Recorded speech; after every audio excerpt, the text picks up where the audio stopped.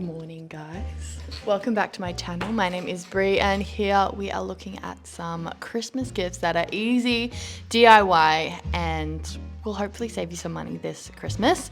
I have been in a hurry to get this video up as I had one that I did last year that you guys really liked. So this one is a little bit updated with some new fun things that I've just been stalking on Pinterest. I do have a new baby this time, so he's kind of having a really good time in the background, so if you do hear some screeching, ignore that. He's fine, he just makes that noise. So let's get into the list. Brief interruption. Most of these either have a free pattern that you can find on Pinterest or just by Googling it, or they can be figured out on your own. The ones that are a little bit more complex, I will include their patterns in the description below, especially the knit top, which I am obsessed with and it's so beautiful. It's also a little bit more intricate and time consuming to make, but the rest of these are short, easy projects that will hopefully use up your stash as well. So let's get into the list. First up are my kind of miscellaneous ones, so they don't fall necessarily into a category of crochet and knit or sewing. So I've got upcycled frames. I have been so obsessed with these and I have thrifted a bunch of old wooden frames to do this myself. Not necessarily for gifts, just for around our house, but I think this is such a cute and cost-effective way to give a really thoughtful gift. You can either do a photo print out of a photo you have of them, or maybe a print that you really love that you know they'll like. So I think this is pretty easy. All you have to do is have a printer or go to a printer, as I would have to do. Our Officeworks here does it really well, pretty cheap, and then paint. So if you have some leftover furniture paint, that is the best, or like wall paint. Otherwise, if you're using like an acrylic or something, just make sure you potentially sand it back a little bit and then use a nice spray to finish it, just so it's at least a little bit more locked in. Use a paint that you know will stick a little bit better. I would recommend spray paint as well if you're looking for some fun colors and wanting to use tape maybe to get those lines really crisp. But I do love these, they're so cute, and we just got some family photos done, so I will be putting those in our new frames. If you want to see what I do with mine, I will probably post that on my Instagram, so follow me over there. The next one, beaded necklaces and bracelets. I've seen DIY Daisy doing a bunch of thrifting of beads and then making some really beautiful things. So if you want some inspiration, go check out her stuff. But here are some of the ones that I love. And this can be a really cheap option if you're not buying the beads brand new. Obviously, it's still cheaper than buying the necklaces. And using some stretchy elastic also just means you don't have to worry about getting clasps or pliers or anything like that if you get into more the metalwork side of it. So either thrifting beads or buying them from your Spotlight, or hopefully you've got a bead store near you. And yeah, they can just be really unique. Another idea is you can do a little DIY bracelet and necklace pack. So you actually give them like the little beads and then stuff that they can make their own, because it is holiday time, so people potentially have the time to make it themselves, which can be really nice, or an activity to do together.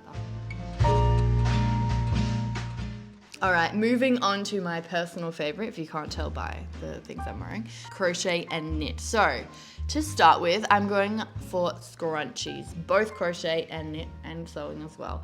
My Pinterest feed is a lot of different versions of a scrunchie, and I think there's such an easy way to use up your yarn and also just make a really nice simple gift. I've got one in my hair right now. They're really easy to make and to figure out. If you do want a pattern, I am going to be uploading to my website, that's also about to be released, a pattern for scrunchies quite soon. So that will be up in the next 2 weeks probably from when this video is launched.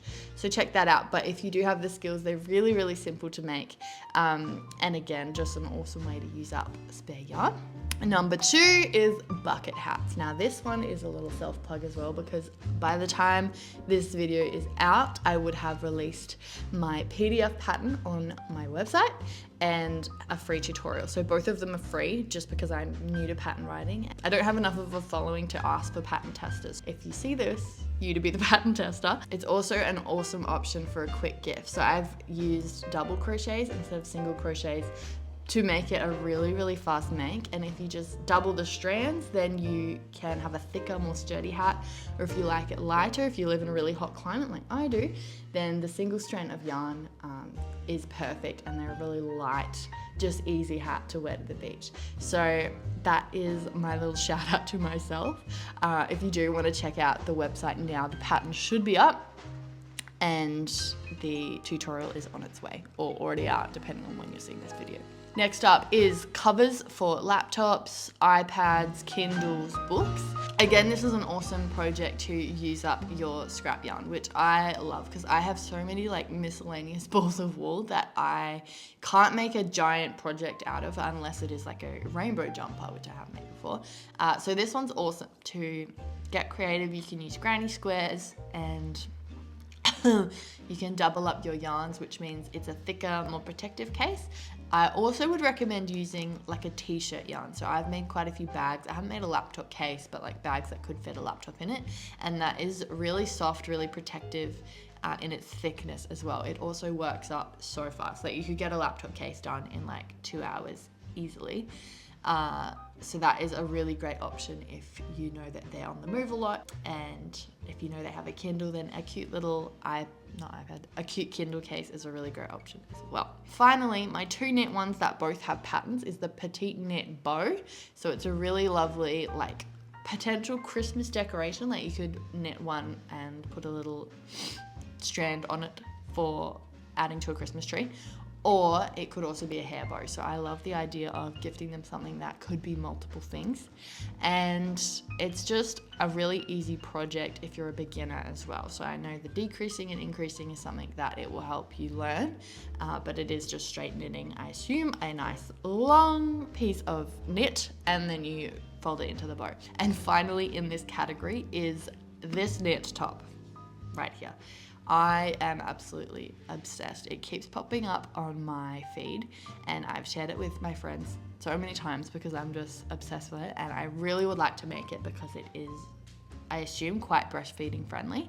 Now this is obviously, you're gonna need their size and you're gonna need a bit more time. So there's a little bit of time before Christmas, but I just thought I'd throw it in there as an option. I'll include the person who made the pattern here because I can't remember off the top of my head, but it is just gorgeous. So that's another option in knit and crochet.